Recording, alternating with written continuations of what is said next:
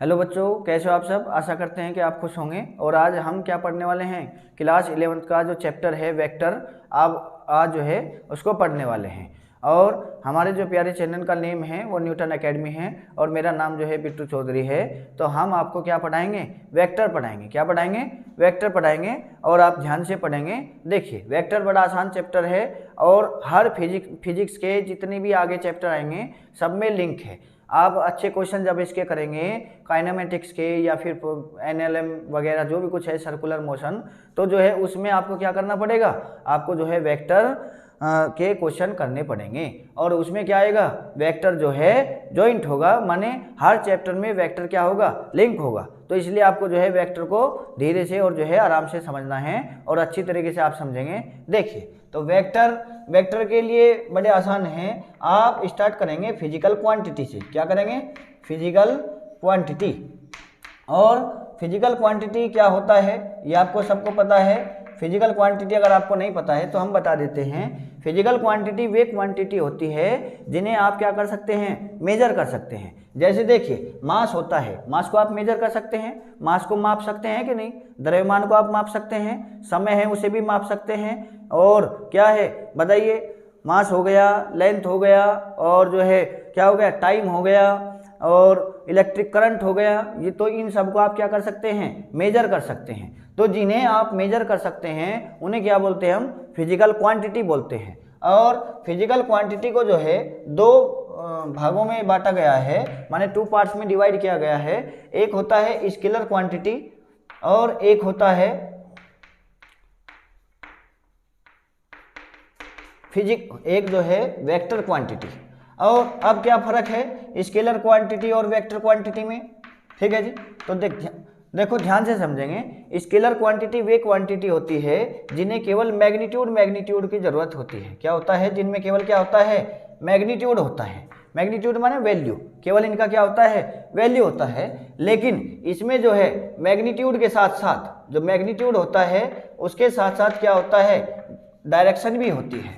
Magnitude के साथ साथ डायरेक्शन भी होती है। अब आप इस बात को ध्यान से समझेंगे। देखिए, आप जो है दुकान पर गए हैं और दुकान पर आपने क्या लिया है, 2 केजी शुगर लिया है। क्या लिया है, 2 केजी शुगर लिया है। तो देखिए 2 केजी शुगर, समझ में ये बात। ये शुगर क्या है, यहाँ पर क्वांटिटी है, और ये केजी क्या है, यूनिट है। और ये क्या है, ये न्यूमेरिकल वैल्यू है। न्यूमेरिकल वैल्यू और यूनिट से मिलाकर क्या बनता है, बताइए क्या बनता है, क्वांटिटी। माने दो, ये जो 2 है और केजी है, ये इसमें न्यूमेरिकल वैल्यू है। और केजी क्या है, केजी जो है उसकी यूनिट है। समझ में ये बात दिमाग में आ रही है आपके। तो इससे क्या बना है, ये फिजिकल क्वांटिटी। और ये जो है शुगर की कितनी मात्रा है यहाँ पर, 2 केजी है। अब देखिए, आपने जब आपने 2 केजी शुगर लिया है तो बताइए 2 केजी इसका क्या है, मैग्नीट्यूड है। माने शुगर का मैग्नीट्यूड कितना है, 2 केजी है। और अब देखिए, जैसे आपने दुकान से क्या लिया है, 2 केजी शुगर लिया है, तो आप जो है उसको ये नहीं बोल सकते, माने बोलते ही नहीं हो, कभी आपने बोला ही नहीं होगा कि 2 केजी शुगर आप जो है नॉर्थ की डायरेक्शन में दे दीजिए या साउथ की डायरेक्शन में दे दीजिए। ऐसा आपने कभी नहीं बोला है। आप उसने 2 केजी शुगर लिया है, आप लेकर चल दिए हैं, माने इसमें आपको कभी भी क्या नहीं हुई है, डायरेक्शन की जरूरत नहीं हुई है। लेकिन अगर आप जो देखिए, सपोज कीजिए जो है एक यहाँ पर चौराया है और इधर जो है सपोज कीजिए यूपी है। क्या है, यूपी है। और इधर जो है हरियाणा है, HR। और इधर क्या है, दिल्ली है, DL। और इधर क्या है बताइए, पंजाब है, PB। समझ में ये बात। और ये यूपी है, ये दिल्ली है, ये HR है, और ये जो है पंजाब है, माने हरियाणा। ये HR हरियाणा है। अब आप देखिए, हरियाणा का कोई बंदा इधर से आ रहा है, क्या रहा है, कोई आदमी है और हरियाणा से आ रहा है। और हरियाणा से आते आते देखिए, और यहाँ पर सपोज कीजिए उसको जो है क्या, कहाँ पर जाना है, यूपी में जाना है। कहाँ जाना है, यूपी में जाना है। और यूपी जब इस चौराहे पर आ जाएगा, ये यहाँ पर जो दूरी है वो 100 किलोमीटर है। वैसे सपोज के लिए कितना है, 100 किलोमीटर है। तो जब ये, और ये जो ड्राइवर बाबू है, ये कौन है, ये ड्राइवर बाबू है, ये जो है फुल है। किस में फुल है बताइए, ये जो है नशे में है, जो है पीकर चला रहा है। अब ये यहाँ पहुँचता है, ठीक है जी। अब यहाँ पर जाकर ये देखता है कि यहाँ पर कोई बोर्ड नहीं लगा है और ये पहली बार ही इस रास्ते पर जा रहा है। समझा ये बात। जब आप ये यहाँ पर जाएगा, कोई बोर्ड नहीं है, तो ये किसी भाई साहब से पूछता है और क्या पूछता है कि जो है यहाँ से यूपी कितना दूर है। अब वो बताइए क्या बताएगा, क्योंकि 100 किलोमीटर है तो 100 ही बताएगा। तो उसने 100 बताया है और जैसे ही इसने सुना है 100 तो इसने तुरंत क्या लगाया है, गियर लगाया है और बड़ी स्पीड से दौड़ पड़ा है। क्या दौड़ पड़ा है, बड़ी स्पीड से सीधा निकल लिया और ये यहाँ जाकर कितना 50 किलोमीटर जाकर जो है गाड़ी को रोक लेता है। ठीक है जी। और यहाँ फिर ये किसी आदमी से पूछता है कि दिल्ली की ये जो उसको कहाँ जाना है, यूपी जाना है, कि यूपी यहाँ से कितने किलोमीटर है। तो बताइए जो आदमी यहाँ पर होगा वो क्या बताएगा, 50 तो ये और 100 ये, माने 50 और 100 कितना बताएगा वो 150, माने वो बताएगा 150 किलोमीटर। समझ में ये बात। अब ये कहेगा कि जब मैंने वहाँ पूछा था तो मैं वहाँ पूछने के बाद 50 किलोमीटर चल चुका हूँ, तो इसका मतलब 50 किलोमीटर रहना चाहिए था और ये बढ़ रहा है। ये क्या हो गया, ये तो घटने की बजाय बढ़ गया है। तो इसका मतलब वो क्या कर रहा है, वो गलती कर रहा है। गलती क्या कर रहा है, जब उसने यहाँ पर पूछा था कि कितना किलोमीटर, माने यूपी यहाँ से कितना है, तो उसने क्या बताया है, आदमी ने जिससे पूछा है कि 100 किलोमीटर है, लेकिन उसे साथ साथ ये भी सुनना चाहिए था कि 100 किलोमीटर तो है लेकिन इस डायरेक्शन में है। आपको क्या लेना पड़ेगा, आपको जो है लेफ्ट में टर्न करना पड़ेगा, माने इस चौराहे से यूपी 100 किलोमीटर है पर किस डायरेक्शन में है, इस डायरेक्शन में। अगर आप इस डायरेक्शन में गए तो आप यूपी की बजाय कहाँ पहुँच जाएंगे, दिल्ली में पहुँच जाएंगे। समझ में आई ये बात। तो माने यहाँ पर कुछ ऐसा है, जब आप पूछ रहे हैं कि कितना किलोमीटर दूर है तो 100 के साथ साथ ये भी आपको बताना पड़ेगा कि 100 है बट इस डायरेक्शन में है। तो ऐसी फिजिकल क्वांटिटी जिन्हें मैग्नीट्यूड के साथ साथ माने 100 किलोमीटर के साथ साथ डायरेक्शन की भी आवश्यकता होती है, माने मैग्नीट्यूड के साथ साथ डायरेक्शन की भी आवश्यकता होती है, जरूरत होती है, नीड होती है, उन्हें क्या बोलते हैं, वेक्टर क्वांटिटी बोलते हैं। समझ में आई ये बात। और वेक्टर क्वांटिटी क्या होती है बताइए, जिन्हें क्या होती है, मैग्नीट्यूड प्लस डायरेक्शन, माने ऐसी फिजिकल क्वांटिटी जो मैग्नीट्यूड भी हो जिसमें और डायरेक्शन भी हो, वो क्या होती है, वो वेक्टर क्वांटिटी होती है। और एक नोट और लिख लेंगे यहाँ पर कि वे क्वांटिटी जो वेक्टर लॉज को भी फॉलो करती है, माने इट्स फॉलोज वेक्टर लॉ। क्या करे, वे वेक्टर लॉ को भी फॉलो करे।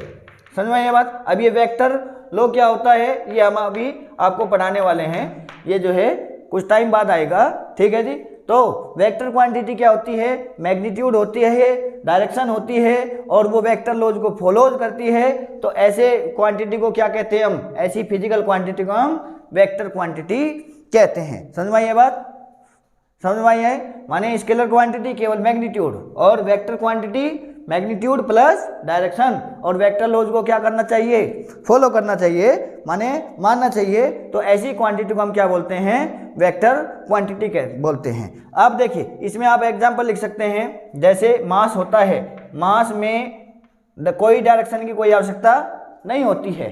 समझ में आई ये बात, मास में कोई डायरेक्शन की आवश्यकता नहीं होती है। इसी प्रकार स्पीड होता है, स्पीड में कोई डायरेक्शन की आवश्यकता नहीं होती है, एट्रा जो है, माने बहुत आगे आप बहुत कुछ पढ़ेंगे। अब देखिए वेक्टर क्वांटिटी के एग्जांपल कैसे लिख सकते हैं, लाइक क्या होता है, फोर्स होता है। क्या होता है, फोर्स होता है। और क्या होता है बताइए, एक्सीलरेशन होता है। और बताइए वेलोसिटी होती है।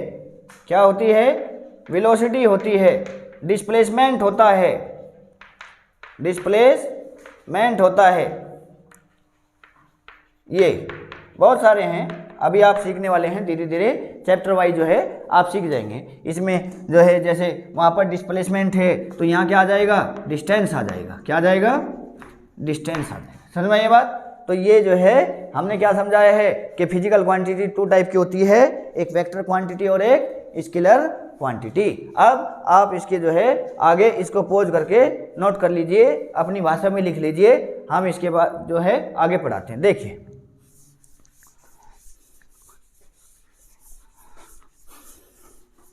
अब क्या सीखेंगे आप, देखिए जी क्या सीखने वाले हैं कि जो है रिप्रेजेंटेशन ऑफ वेक्टर।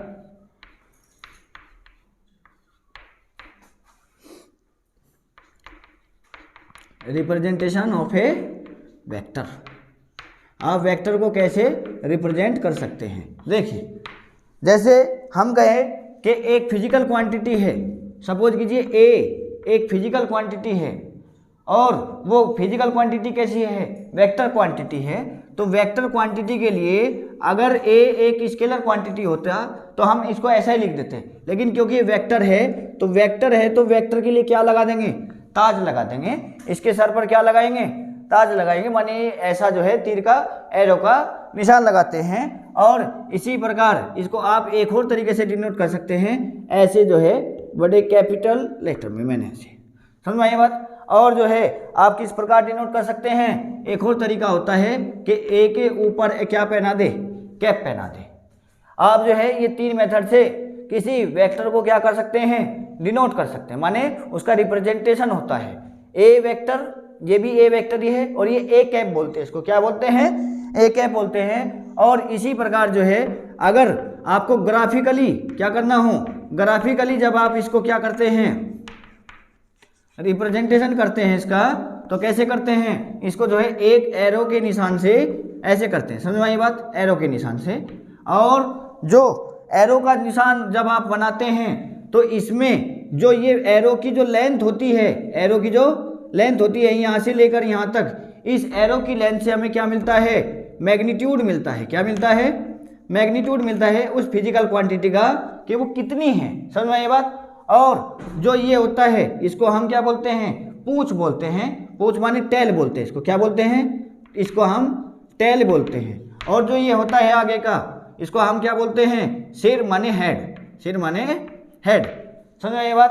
तो माने वेक्टर को आप कैसे रिप्रेजेंट कर सकते हैं, एक इस टाइप से, वन सेकंड टाइप और थर्ड टाइप, और ये इसका क्या हुआ, ग्राफिकली रिप्रेजेंटेशन हुआ। और जो ये लेंथ है, किसी वेक्टर की जो लेंथ होती है, इससे क्या मिलता है, मैग्नीट्यूड मिलता है। और एरो के निशान से आपको क्या मिलता है, डायरेक्शन मिलता है।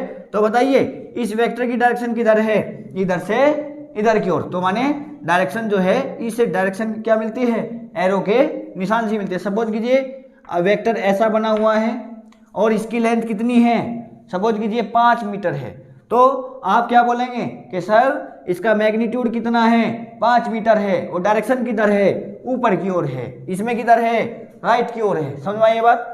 तो एरो का निशान क्या देता है आपको, जो ये एरो है, ये जो है आपको क्या देता है बताइए, ये आपको जो है डायरेक्शन देता है। और जो वेक्टर की जो लेंथ होती है वो आपको क्या देता है, मैग्नीट्यूड देता है, समझ में आई ये बात। इसको ए कैप बोलते हैं, ए कैप लिख लीजिए, ए कैप। जो ये टोपी है, इस टोपी को कैप बोलते हैं, और इसको क्या बोलते हैं, वेक्टर बोलते हैं, समझ में आई ये बात। ए वेक्टर, ये भी क्या है, ए का वेक्टर है। तो इस प्रकार आप जो है रिप्रेजेंटेशन कर सकते हैं, किसकी, वेक्टर की।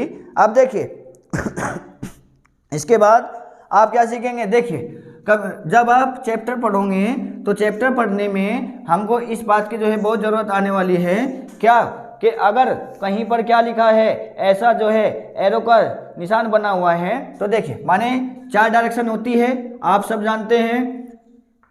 कितनी डायरेक्शन होती है, 4 होती है, ईस्ट वेस्ट नॉर्थ साउथ। तो हम इधर क्या बनाते हैं, ईस्ट बनाते हैं, इधर क्या बनाते हैं, वेस्ट बनाते हैं, और इधर क्या बनाते हैं, नॉर्थ बनाते हैं, और इधर क्या होता है, साउथ होता है, समझ में आई ये बात। इधर ईस्ट होता है, इधर वेस्ट होता है, इधर नॉर्थ होता है, और नीचे जो है साउथ होता है। इसको आपको नहीं भूलना है, समझ में ये बात। देखिए east west north south, east west north south, समझ में आई ये बात। अब देखिए जब आप ये लिख लेंगे, ये आपको नहीं भूलना है, इसकी आपको बहुत जरूरत पड़ने वाली है कि आप जो है इधर ईस्ट लिखते हैं, इधर वेस्ट लिखते हैं, इधर नॉर्थ लिखते हैं, इधर साउथ लिखते हैं, पूर्व पश्चिम उत्तर दक्षिण, समझ में ये बात। अब देखिए अगर एक और हम आपको बात सिखाते हैं, सपोज कीजिए कहीं पर लिखा है कि क्वेश्चन दिया गया है, आपको क्या दिया गया है बताइए, कि आपको जो है एक वेक्टर क्या दिया है, क्वेश्चन दिया है। अब देखिए कैसे क्वेश्चन दिया है कि अगर मैं सपोज कीजिए क्या बनाया है, ये ईस्ट वेस्ट नॉर्थ साउथ, और मैंने क्या कर दिया है कि ऐसे जो है कोई वेक्टर खींचा है, क्या खींचा है, ऐसे कोई वेक्टर खींच दिया है, और ये यहाँ से सपोज कीजिए एंगल कितना है, 30 डिग्री है। कितना है, 30 डिग्री है। तो देखिए ये किस किस के बीच में है, एक तो नॉर्थ और ईस्ट। ये एंगल किससे बना हुआ है, 30 डिग्री से। और सपोज कीजिए ये वेक्टर ए है, ये वेक्टर ए है, ये वेक्टर क्या है, ए है। तो आप इसको कैसे लिखेंगे, जो ये ए वेक्टर है ये 30 डिग्री एंगल, 30 डिग्री एंगल क्या है, इसको ऐसे लिखना, आपको नहीं बोलना है, north of east, north of east, north of east. अब देखिए और हम अच्छी प्रकार से आपको समझाते हैं, देखिए कैसे, ये आप नोट कर लेंगे साथ के साथ। देखिए कैसे, सपोज कीजिए जो है यही ईस्ट है, ये वेस्ट है, ये नॉर्थ है, ये साउथ है, और यहीं पर ऐसा है ये 60 डिग्री, क्या है 60 डिग्री। तो आपको इसको कैसे लिखना है, देखिए एंगल किसके साथ बना है, नॉर्थ के साथ। तो आप लिखेंगे कि ये 60 डिग्री एंगल है, किसके साथ बताइए, नॉर्थ के साथ है। तो और किससे है, देखिए नॉर्थ से। अब आप इसको ऐसे लिखेंगे ईस्ट, देखो वहाँ पर क्या लिखा है, माने एंगल जिसके साथ होता है वो बाद में होता है, तो इसको लिखेंगे आप ईस्ट ऑफ नॉर्थ, क्या होता है, east of north. 60 degree east of north का माने ये होता है, समझ में आई बात। अब देखिए अगर मैं इसको, अगर ऊपर 60 डिग्री है तो नीचे कितना है 30 डिग्री। अगर आप 30 डिग्री के साथ लिखते तो कैसा लिखते कि 30 डिग्री किसके साथ, अब की बार तो ईस्ट के साथ है तो ईस्ट बाद में आएगा, जैसे यहाँ पर नॉर्थ के साथ था तो नॉर्थ बाद में आया है, नॉर्थ ऑफ ईस्ट, इसको नहीं बोलना है, ये वर्ड बहुत कीमती है। अब देखिए सपोज कीजिए मैं जो है यही ईस्ट वेस्ट नॉर्थ साउथ, अब की बार मैं यहाँ पर ले लेता हूँ, और ये कितना है, ये जो है सपोज कीजिए 45 डिग्री, या 45 की बजाय आप क्या ले लेंगे, आप जो है मान के चलो ये कुछ भी एंगल 65 डिग्री मान लीजिए, कितना है 65। तो आप कैसे लिखेंगे, देखिए ये साउथ के साथ एंगल है 65, तो इस वेक्टर का तो आप कैसे लिखेंगे, माने 65 वेस्ट और साउथ, माने वेस्ट ऑफ साउथ, ठीक है जी। 65 degree angle west of south का माने ये होता है, समझ आई बात। अगर सपोज कीजिए अगर 65 इधर है तो इधर कितना बचा है 25, कितना बचा है 25, ठीक है जी। अब देखिए आपको इधर लिखना है तो आप कैसे लिखेंगे, देखिए आपको इधर लिखना है तो ये 25 डिग्री एंगल के साथ लिखना है, तो 25 डिग्री बताइए किसके साथ है, वेस्ट के साथ है, तो वेस्ट बाद में आएगा, साउथ ऑफ वेस्ट, ऐसे आपको लिखना आना चाहिए। माने जो बाद में लिखा होता है उसके साथ ही क्या होता है, एंगल होता है, समझ में ये बात। अब देखिए इसके बाद जो है आप क्या करेंगे, आप जो है बताइए, आप जो है ये क्वेश्चन करके दिखाएंगे कि मैं लिखता हूं, देखिए कैसे,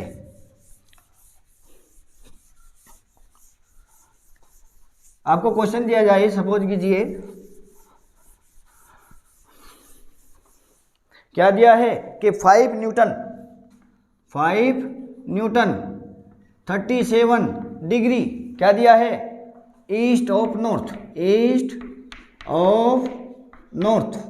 तो आप किसको बताइए कैसे रिप्रेजेंट करेंगे, कैसे करेंगे, पहले आप जो है डायरेक्शन बनाएंगे ईस्ट वेस्ट नॉर्थ साउथ, ठीक है जी। अब बताइए क्या लिखा है, 5 न्यूटन, 5 न्यूटन माने मैग्नीट्यूड है, और मैग्नीट्यूड क्या होता है बताइए, वेक्टर की लेंथ होती है, वेक्टर की लेंथ होती है। तो देखिए कितना लिखा है 37 डिग्री, किसके साथ, बाद वाले के साथ, नॉर्थ के साथ, नॉर्थ से 37, तो माने नॉर्थ, ये नॉर्थ और ईस्ट है, तो नॉर्थ और ईस्ट माने इधर का कितना है 37 है, 37। और बताइए अगर ये 5 न्यूटन का क्या है, वेक्टर है, तो बताइए अगर मैं कहूँ ये यहाँ से लेकर यहाँ तक है, तो बताइए ये कितना हो जाएगा, यहाँ से लेकर यहाँ तक इसकी लेंथ कितनी हो जाएगी 5 न्यूटन, क्योंकि जो ये 5 न्यूटन है ये क्या है, इस फोर्स का मैग्नीट्यूड है, इस फोर्स का मैग्नीट्यूड है। और क्योंकि हमने नॉर्थ के साथ एंगल लिया है 37, तो इस 37 का मतलब है east of north, 37 east of north. समझ में आई ये बात दिमाग में आ गई है। इसका मतलब 5 न्यूटन का मतलब क्या है कि वेक्टर की लेंथ आपको क्या बनानी है, क्या बनानी है बताइए, मैग्नीट्यूड कितना रखना है 5 न्यूटन। और 37 ईस्ट ऑफ नॉर्थ का मतलब है कि नॉर्थ से एंगल कितना है 37। समझ में आई ये बात। और क्योंकि ईस्ट और नॉर्थ लिखा है तो आप इस वेक्टर को ईस्ट और नॉर्थ के बीच में बनाएंगे, माने इस क्या बनाएंगे, इस कोऑर्डिनेट, माने इस चतुर्थांश में आप इसको बनाएंगे। समझ में आई ये बात। अब देखिए, अगर आशा करते हैं कि आपके समझ में आ गया होगा। अब जो है इसके बाद हम जो है क्या सीखने वाले हैं, इंपॉर्टेंट पॉइंट किसके, वेक्टर के आप क्या सीखने वाले हैं, कुछ इंपॉर्टेंट पॉइंट। देखिए कैसे सीखेंगे इंपॉर्टेंट पॉइंट, आप हेडिंग लगा लेंगे important point to related vector, to related vector. देखिए माने वेक्टर से रिलेटेड कुछ इंपॉर्टेंट पॉइंट। देखिए अगर पहला इंपॉर्टेंट पॉइंट क्या है कि अगर आप किसी भी वेक्टर को कितना घुमा देते हैं, 2 पाई घुमा देते हैं, कितना घुमा देते हैं 2 पाई, तो वो अपनी इनिशियल पोजीशन पर आ जाता है। समझ में ये बात, माने उस पर कोई, उस वेक्टर में कोई भी क्या नहीं होता है, कोई भी फर्क नहीं पड़ता है। अब देखिए कैसे, सपोज कीजिए हमें पता है ये पूरा कितना होता है बताइए, पूरा चक्कर कितना होता है बताइए, कितना होता है 36 डिग्री या 2 पाई।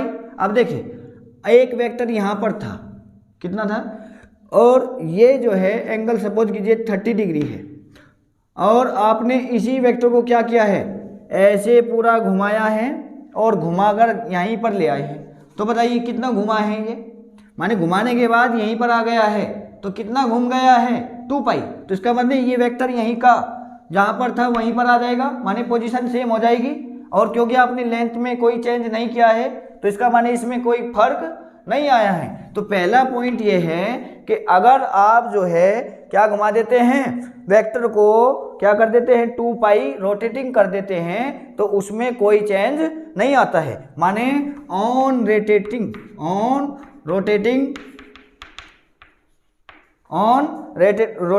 2 पाई वेक्टर, कितना 2 पाई वेक्टर डज नॉट चेंज,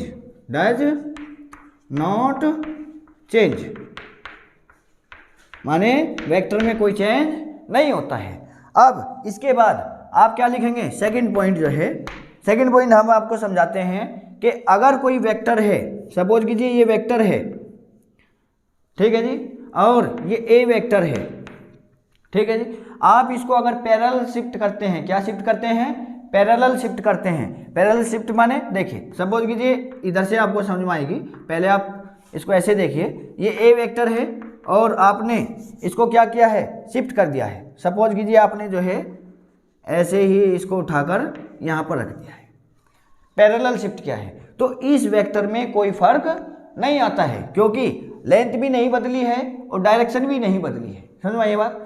अगर आप किसी वेक्टर को क्या करते हैं, पैरेलल शिफ्टिंग करते हैं, तो उस वेक्टर में कोई फर्क नहीं आता है। माने वेक्टर को आप क्या कर सकते हैं, पैरेलल शिफ्ट कर सकते हैं। समझ में आई ये बात। अब देखिए सपोज कीजिए ये वेक्टर है, ये क्या है, ये वेक्टर है बी वेक्टर, और आप इस वेक्टर को क्या पैरेलल शिफ्ट करेंगे, क्या करेंगे, पैरेलल शिफ्ट, आप इसको उठाकर यहाँ पर ले आए, ठीक है जी।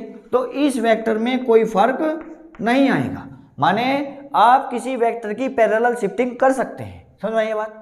आप इस वेक्टर की क्या कर सकते हैं, पैरेलल शिफ्टिंग कर सकते हैं। सपोज कीजिए ये एंगल जो है ओरिजिन माने 37 था, तो ये एंगल भी कितना होगा 37 ही होगा, क्योंकि आपने पैरेलल शिफ्ट किया है। माने जैसा था ऐसा का ऐसे ही पकड़ के खींच लिया है। समझ में आई ये बात। अब देखिए थर्ड पॉइंट आप लिखेंगे, आप इसको लिख सकते हैं कि पैरेलल शिफ्टिंग करने पर वेक्टर में कोई चेंज नहीं आता है। अब थर्ड पॉइंट लिखिए। देखिए थर्ड पॉइंट आपको समझाते हैं। थर्ड पॉइंट क्या होता है, बड़ा आसान है, आपको कोई दिक्कत नहीं होगी। थर्ड पॉइंट होता है कि जो क्या होता है ऑन ज्वाइनिंग, देखिए हम इसको लिख देते हैं पहले, on joining tail to tail, tail to tail, क्या करने पर, किसी वेक्टर को टेल टू टेल ज्वाइनिंग करने पर क्या होता है, द स्मॉलर माने जो छोटा होता है, क्या होता है, जो छोटा होता है वो क्या होता है, इज द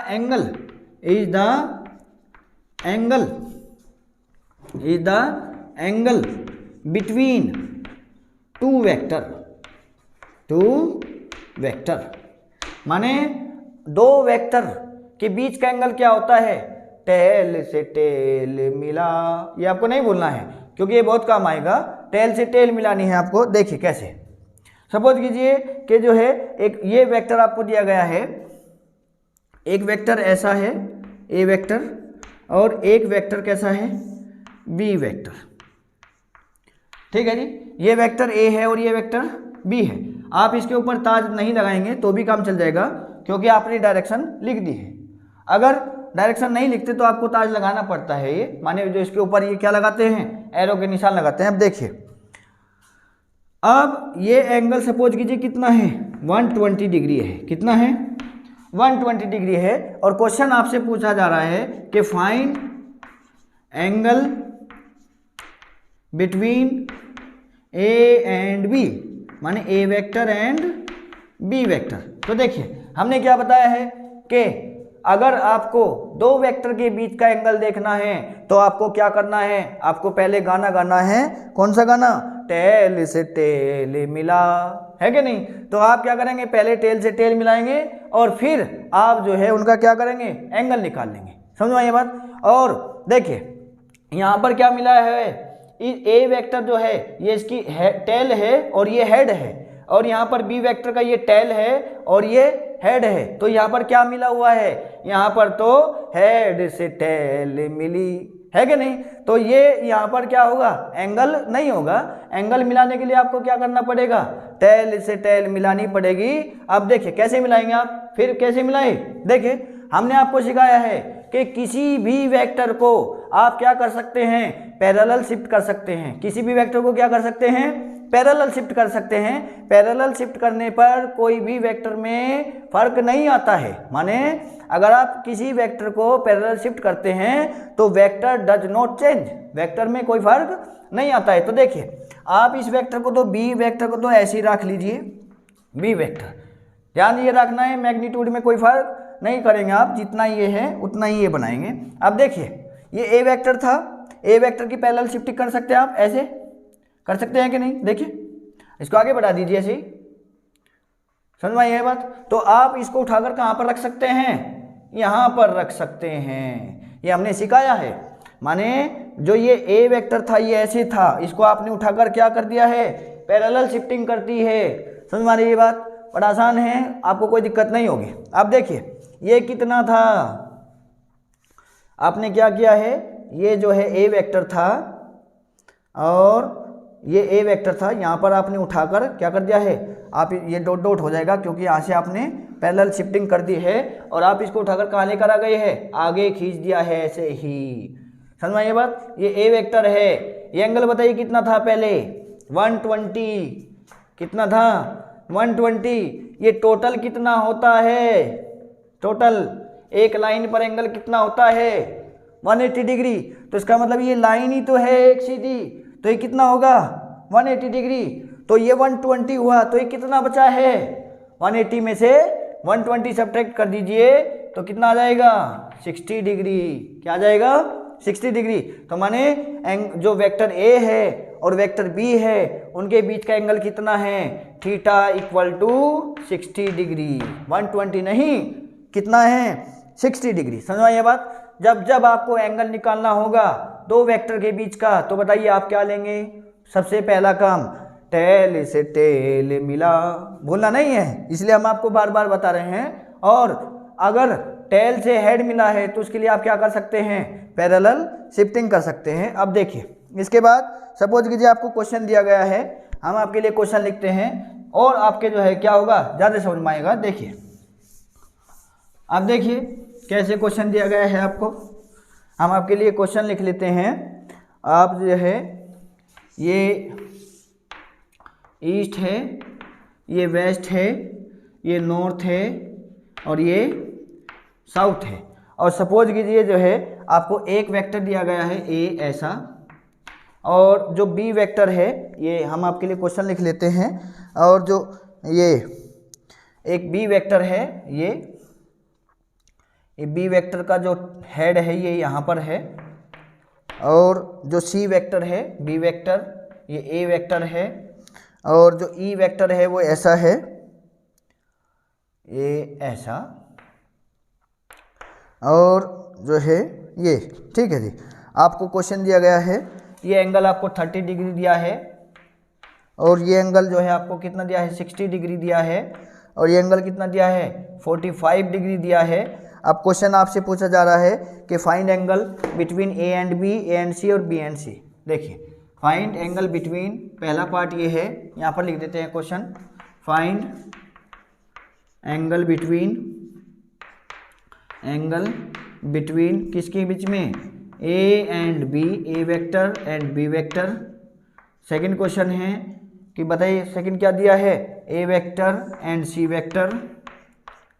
और थर्ड जो पार्ट है B vector and C vector, B vector and C vector. तो आपके ये क्वेश्चन दिए गए 3 क्वेश्चन है, आपको बड़ा आसान है। अब आप देखिए आपको किसकी पहला क्वेश्चन सोल्व करते हैं, A and B, A and B. देखिए आप पहले आप ए और बी देख लीजिए, ये क्या है, ईस्ट वेस्ट नॉर्थ साउथ। ठीक है जी, आपका ए वेक्टर कहाँ दिया गया है, ये रहा, ए वेक्टर आपने बना लिया है, और ये ए वेक्टर है। बी वेक्टर किधर है, ये रहा, ये। ठीक है जी, बी वेक्टर का ये कितना है 60 डिग्री, ये बी वेक्टर है। आपको क्या निकालना है, ए और बी के बीच का एंगल। हम जानते हैं एंगल तो तभी होता है दो वेक्टरों के बीच का जब क्या मिलती है, टेल से टेल मिलती है। तो देखिए यहाँ पर क्या मिला है, यहाँ पर तो हेड से टेल मिली है। बी वेक्टर की हेड है और ए वेक्टर की टेल है। टेल माने पूंछ और हेड माने सिर। समझो ये बात। अब देखिए क्या करना पड़ेगा आपको, पहले टेल से टेल मिलानी पड़ेगी, तो मिलाइए। माने आप इस बी वेक्टर को क्या कर सकते हैं, पैरेलल शिफ्टिंग कर सकते हैं, करिए। तो आप इसको उठाकर आगे बढ़ा दीजिए, माने बी वेक्टर हो जाएगा। ठीक है जी, समझ में ये बात। अब देखिए ये एंगल कितना है 30 डिग्री, ये क्या होगा, यही एंगल बिटवीन होगा ए एंड बी, क्योंकि यहाँ पे क्या हो गया है, टेल से टेल मिल गई। ये वेक्टर आपने उठाकर ऐसे रख दिया है। समझ में ये बात, पैरेलल शिफ्टिंग करती है। अब देखिए ये कितना था, ये जो है 60 था, तो ये बताइए कितना होगा, ये 60, ये जो है यहाँ पर ये क्या था, ध्यान से देखेंगे, ये 60, तो बताइए ये एंगल और ये एंगल कितना होगा 60, क्योंकि क्या है ये, बताइए ये शीर्षाभिमुख कोण है, माने ये 60 तो ये भी 60। अब बताइए अगर ये 60 है तो कितना बचा है 30, क्योंकि टोटल कितना है 90, ये टोटल कितना है 90, तो इसका मतलब ये कितना हो गया 30, और यही तो हमें चाहिए था।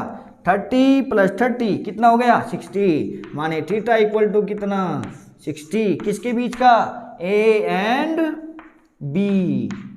तो पहले क्वेश्चन का आंसर क्या दिया है आपने 60 डिग्री। आप खुद से भी सोल्व कर सकते हैं, बड़ा आसान है। अब देखिए इसके बाद सपोज कीजिए आपको इसका सेकंड क्वेश्चन करना है, तो सेकंड क्वेश्चन भी हम करा देते हैं, रब कर देते हैं, नोट कर लीजिए। देखिए आप जो है अपनी कॉपी में सुंदर से प्यारे से क्या करेंगे, नोट्स प्रिपेयर तैयार करेंगे, और आप जो है उसमें बड़े साफ राइटिंग में आपको लिखना है। अब देखिए आप क्या करेंगे, सेकंड क्वेश्चन सोल्व करते हैं। ये किधर था, ये ई, ये वेस्ट, ये नॉर्थ, ये साउथ, है कि नहीं। अब देखिए किसके बीच का, ए और सी, तो ए और सी को उठा लेते हैं।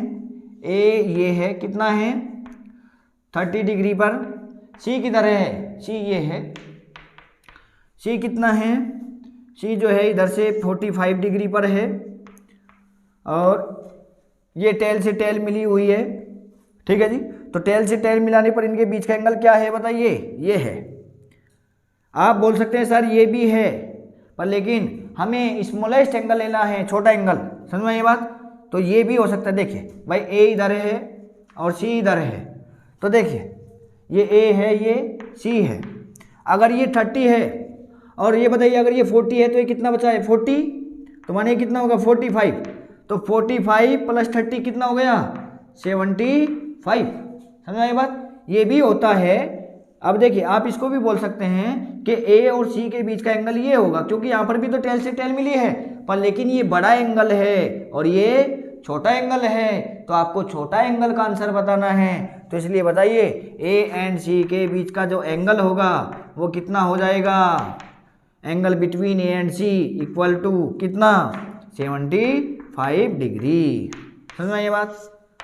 सेकंड क्वेश्चन आपने सोल्व कर लिया है। इसी प्रकार आप थर्ड क्वेश्चन कर सकते हैं। हम आपको इसको फिर अप कर देते हैं, पॉज करके आप नोट कर लीजिए। अब देखिए थर्ड क्वेश्चन आप देखेंगे, थर्ड पार्ट सोल्व करते हैं इसका, किसके बीच का, बी और सी। तो आप बी को बना लीजिए और सी को। बी किधर है, बी ये रहा है और कितने एंगल पर है 60 डिग्री पर है। सी किधर है, सी ये रहा है, कितने एंगल पर है 45 डिग्री पर है। इसको सही कर देते हैं थोड़ा,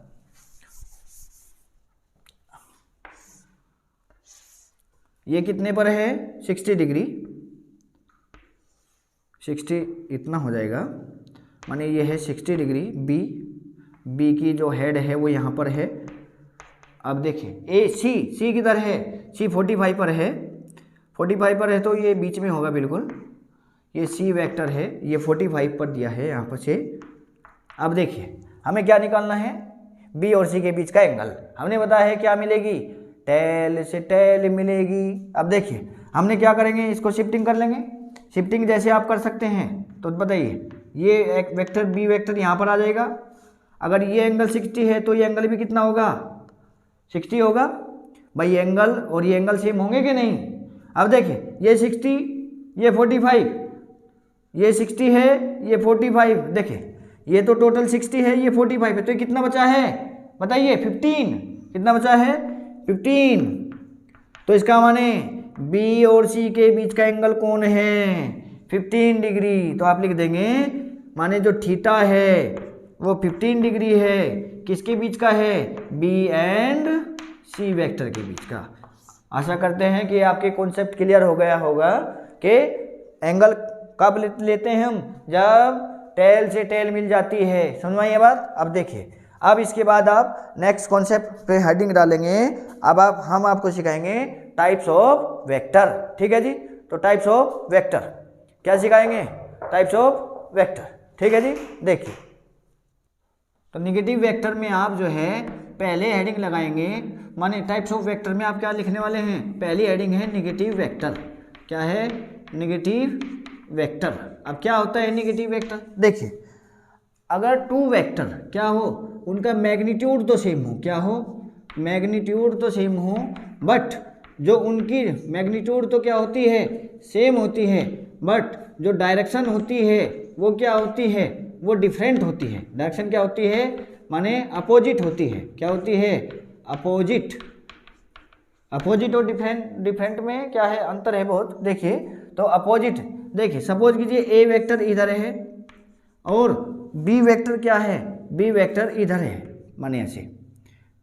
ठीक है जी। ये बी वेक्टर है और ये ए वेक्टर है। अब देखिए ए वेक्टर का मैग्नीट्यूड सपोज मान लीजिए आप 5 मीटर है। कितना है, 5 मीटर। इसी प्रकार इसका है 5 मीटर। ठीक है जी। तो मैग्नीट्यूड दोनों का क्या है 5 मीटर, इसका भी 5 मीटर, लेकिन डायरेक्शन क्या है, अपोजिट है, एक बिल्कुल अपोजिट, माने एक इधर तो एक इधर। समझ में ये बात। अगर मैग्नीट्यूड तो सेम हो बट उनके क्या हो, उनके बताइए अब डायरेक्शन अपोजिट हो।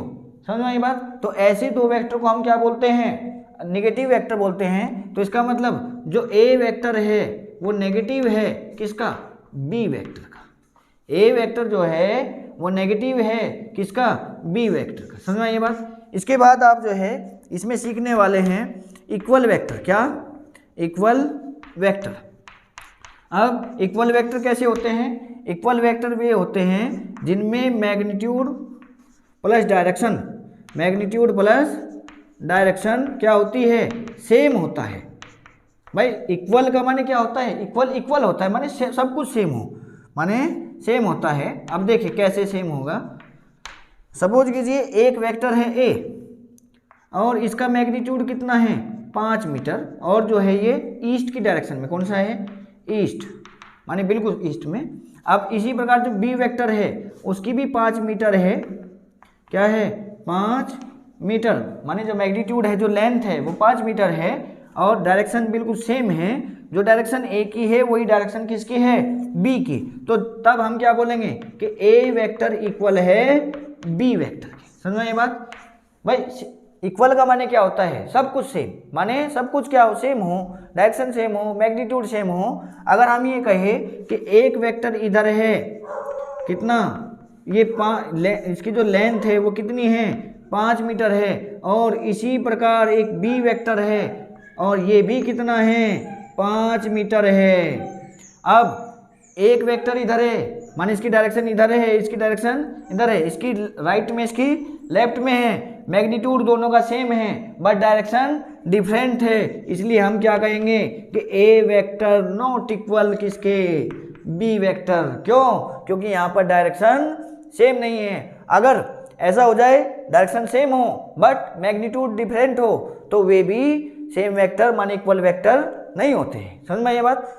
इक्वल वेक्टर के लिए डायरेक्शन प्लस मैग्नीट्यूड सेम होना पड़ता है। अब इसके बाद आप क्या सीखने वाले हैं, इसके बाद जो है आप देखिए, ये आप नोट कर लीजिए। अब देखिए इसके बाद हम सिखाएंगे आपको को इनिशियल वेक्टर, को लीनियर वेक्टर और को प्लेनर वेक्टर। माने एक होता है को इनिशियल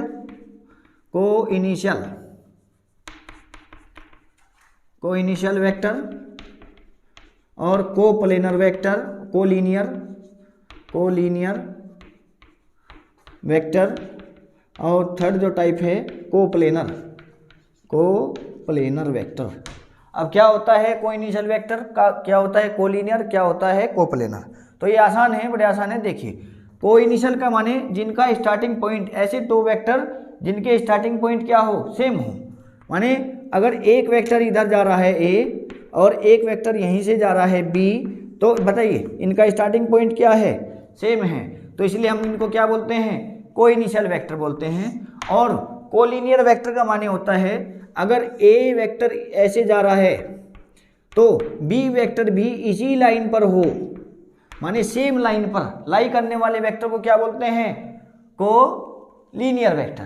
इसमें ज़रूरी नहीं है कि मैग्नीट्यूड सेम हो, मैग्नीट्यूड डिफरेंट हो सकता है, लेकिन डायरेक्शन या तो क्या होगी, इक्वल हो, माने सेम डायरेक्शन में होगी, या अपोजिट होगी, पर लेकिन वे क्या हो, एक ही लाइन पर हो, तो हम क्या बोलते हैं, कोलिनियर वेक्टर बोलते हैं। और इसी प्रकार कोप्लेनर माने एक प्लेन में लाई करने वाले वेक्टर को क्या बोलते हैं, कोप्लेनर बोलते हैं। देखिए ये बोर्ड क्या है, एक प्लेन है, ये बोर्ड क्या है, एक प्लेन है। तो इस प्लेन में मैं ए वेक्टर, ये बी वेक्टर, ये सी वेक्टर, ये सब क्या है, एक प्लेन पर चिपके हुए हैं, तो इसलिए इन्हें क्या बोलते हैं, कोप्लेनर बोलते हैं। फिर अगर हम क्या कहें, अलग अलग ले तो अलग अलग। देखिए सपोज कीजिए एक वेक्टर तो ऐसा है, ये तो इस बोर्ड पर लाई करता है, लेकिन मैं जो बी वेक्टर है, बी वेक्टर सपोज कीजिए हम ऐसे बना दे, तो ये कोप्लेनर नहीं होंगे, क्योंकि ये इस प्लेन पर लाई करते हैं और ये इस प्लेन पर लाई करते हैं, तो इसलिए ये कोप्लेनर नहीं है। कोप्लेनर माने सेम प्लेन पर, माने जिन्हें जो है एक पेज पर चिपकाया जा सकता है। समझ में ये बात दिमाग में आ गई है आपके। अब देखिए समझ में आ रही है। अब इसके बाद आप क्या करेंगे, इसके बाद आप हेडिंग लगाएंगे नल वेक्टर। क्या लगाएंगे, नल वेक्टर, यहीं पर सिखा देते हैं। नल वेक्टर एक ऐसा वेक्टर होता है जिसका मैग्नीट्यूड क्या होता है, मैग्नीट्यूड 0 होता है। क्या होता है, मैग्नीट्यूड 0 होता है, पर डायरेक्शन होती है। और देखिए ऐसा मैग्नीट्यूड कितना है, 0 है, पर डायरेक्शन है। अगर एक वेक्टर की डायरेक्शन हो, मैग्नीट्यूड ना हो, तो उसे क्या बोलते हैं, माने मैग्नीट्यूड 0 हो, डायरेक्शन हो, डायरेक्शन तो हो बट क्या ना हो, मैग्नीट्यूड ना हो, मैग्नीट्यूड कितना हो, 0 हो, तो ऐसे वेक्टर को क्या बोलते हैं हम, नल वेक्टर बोलते हैं। इसके बाद क्या लगाएंगे आप हेडिंग, यूनिट वेक्टर। और ये यूनिट वेक्टर बड़ा इंपॉर्टेंट वेक्टर है, ये जो है सबसे ज़्यादा काम आने वाला वेक्टर है। तो यूनिट वेक्टर आप हेडिंग लगाएंगे। देखिए ये आसान है, इसलिए हम थोड़ा क्या कर रहे हैं, जल्दी जल्दी आप इसको कर रहे हैं, माने यूनिट वेक्टर, यूनिट वेक्टर। अब यूनिट वेक्टर क्या होता है, देखिए सपोज कीजिए ए वेक्टर, एक वेक्टर है ए, ये ए वेक्टर है और आपको इसका क्या निकालना है, यूनिट वेक्टर। माने इस ए का यूनिट वेक्टर निकालना है। तो ए का जो यूनिट वेक्टर होता है, सबसे पहली बात तो हमने बताया था, ए के ऊपर क्या पहना, तो कैप पहना दीजिए, तो वो ए का यूनिट वेक्टर हो जाएगा। और यूनिट वेक्टर का जो फॉर्मूला होता है वो होता है A vector upon A vector का मैग्नीट्यूड, ए वेक्टर का मैग्नीट्यूड, माने ए वेक्टर की लेंथ और ये ए वेक्टर, ठीक है जी, इक्वल होगा क्या, क्या बताइए, ए वेक्टर का यूनिट वेक्टर। समझ में आई बात। तो unit vector of A equal होता है ए वेक्टर इंटू ये। अब देखिए इसका बड़ा इंपॉर्टेंट रोल होता है। अब इसको जो है एक बात और से समझा जा सकता है कि यूनिट वेक्टर क्या होता है, यूनिट वेक्टर वो होता है जिसका मैग्नीट्यूड 1 होता है। कितना होता है, जिसका मैग्नीट्यूड 1 माने 1 होता है। समझ में आई बात, जिसका मैग्नीट्यूड कितना हो, मैग्नीट्यूड कितना होता है, 1 होता है, ठीक है जी, 1 मीटर सेंटीमीटर माने 1 यूनिट, आप यूनिट लिख सकते हैं। जिसका मैग्नीट्यूड कितना होता है, 1 यूनिट होता है, उसे भी हम क्या बोलते हैं, यूनिट वेक्टर बोलते हैं। यूनिट माने 1। अब देखिए आप इसको, अगर आप इस फॉर्मूले को ए वेक्टर को आप यहीं पर रखते हैं, अगर आप इसको इधर ले जाए तो क्या हो जाएगा, ये ए वेक्टर, बताइए क्या हो जाएगा, बताइए, इसको आप इधर ले जाइए, ए वेक्टर का मैग्नीट्यूड और ए वेक्टर ये। समझ में आई बात। जो यूनिट वेक्टर होता है हम उसको डायरेक्शन के लिए लेते हैं, किसके लिए, क्योंकि उसका मैग्नीट्यूड तो 1 है, मैग्नीट्यूड कितना है 1, लेकिन ए जो यूनिट वेक्टर है उसका बड़ा इंपॉर्टेंट रोल होता है, क्या होता है, ए जो यूनिट वेक्टर होता है वो डायरेक्शन देता है, क्या देता है, डायरेक्शन देता है। तो देखिए आप इसको याद रखेंगे कि ये डायरेक्शन देता है, क्या देता है, डायरेक्शन, क्योंकि मैग्नीट्यूड कितना होता है, 1 होता है। अब देखिए तो ये डायरेक्शन है ए वेक्टर की, और ये ए वेक्टर का क्या है, मैग्नीट्यूड है। तो magnitude plus direction, magnitude plus direction, तो ये मैग्नीट्यूड है, ये प्लस में क्या है, डायरेक्शन है। अब देखिए मैग्नीट्यूड की किसके साथ मल्टीप्लाई हुई है, डायरेक्शन के साथ हुई, मैग्नीट्यूड डायरेक्शन, मैग्नीट्यूड डायरेक्शन से मिलाकर क्या बना है, बताइए, ए वेक्टर। ए वेक्टर माने हमने पहले ही बताया था, वेक्टर क्या होता है, जिसमें मैग्नीट्यूड के साथ साथ क्या होती है, डायरेक्शन भी होती है, उसे क्या बोलते हैं, हम वेक्टर बोलते हैं। और यूनिट वेक्टर का क्या काम होता है, डायरेक्शन को देना, क्या होता है, डायरेक्शन। यूनिट वेक्टर से हमें डायरेक्शन मिलती है, यूनिट वेक्टर से हमें डायरेक्शन मिलती है, आपको भूलना नहीं है। तो किसी भी मैग्नीट्यूड को उसके डायरेक्शन से मल्टीप्लाई करा दीजिए, क्या आ जाता है, क्या बताइए क्या आ जाता है, उसका वेक्टर आ जाता है। समझ में ये बात, दिमाग में आ रही है आपके बात। देखिए जैसे सपोज कीजिए हमें बी वेक्टर लिखना है, तो बताइए क्या करेंगे, हम बी का मैग्नीट्यूड लेंगे, मैग्नीट्यूड माने जो बी वेक्टर है उसकी लेंथ और उसकी डायरेक्शन से मल्टीप्लाई करा देंगे, तो क्या आ जाएगा, बी वेक्टर आ जाएगा। समझ में ये बात। अब देखिए इसके बाद आप जो है एक और पॉइंट लिखेंगे, और ये हम आपको नेक्स्ट लेक्चर में और ज़्यादा पढ़ाएंगे। ये बड़े आसान है, आप लेक्चर को मिस नहीं करना है। नेक्स्ट लेक्चर आएगा जब आप जो है और ज़्यादा हम क्या समझाएंगे, इसको एक्सप्लेन करेंगे। अब देखिए अब हम आपको बताने वाले हैं कि डायरेक्शन कितनी होती है, 3 होती है। अब देखिए हमें पता है ये जो है, ये बताइए ये क्या होता है, x होता है, ये क्या होता है, y होता है, और ये क्या होता है, z होता है। समझ में ये बात, 3 प्लेन होते हैं x y z। अब देखिए जो x होता है, x की डायरेक्शन में जो यूनिट वेक्टर होता है वो क्या होता है, वो i कैप होता है। क्या होता है, x की डायरेक्शन में जो यूनिट वेक्टर होता है वो i कैप होता है। इसी प्रकार y की डायरेक्शन में जो यूनिट वेक्टर होता है उसे हम j कैप कहते हैं। और इसी प्रकार जो z की डायरेक्शन में क्या होता है, यूनिट वेक्टर होता है, उसे हम क्या कहते हैं, के कैप कहते हैं। समझ में आई बात। सपोज कीजिए मैं यहाँ से एक इसको समझाता हूँ। एक जो है ये x है, ये y है, ये z है, x y z। अब देखिए मैं कहूँ कि एक वेक्टर है यहाँ पर कितनी लेंथ का, 1 2 लेंथ का, माने 2 मीटर है। कितना है, 2 मीटर। और हमें इस वेक्टर को, ये सपोज कीजिए ये वेक्टर है a। अब हमें इस वेक्टर को लिखना है तो क्या लिखेंगे बताइए, a वेक्टर इक्वल मैग्नीट्यूड कितना है 2, मैग्नीट्यूड कितना है 2, किसकी डायरेक्शन में है, x की, तो हम लिखेंगे 2i कैप। कितना लिखेंगे, 2i कैप। और अगर x की अपोजिट डायरेक्शन में हो तो बताइए हम क्या लिखेंगे। अगर सपोज कीजिए ये x है, ये -x होगा इधर, ये y, ये -y होगा कि नहीं।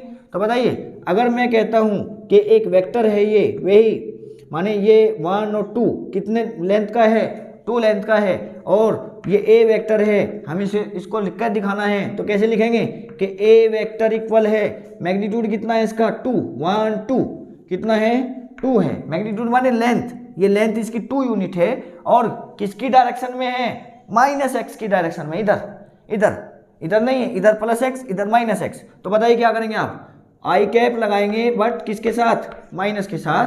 तो इसका माने इसका आंसर कितना आ जाएगा, a कैप इक्वल हो जाएगा -2i कैप।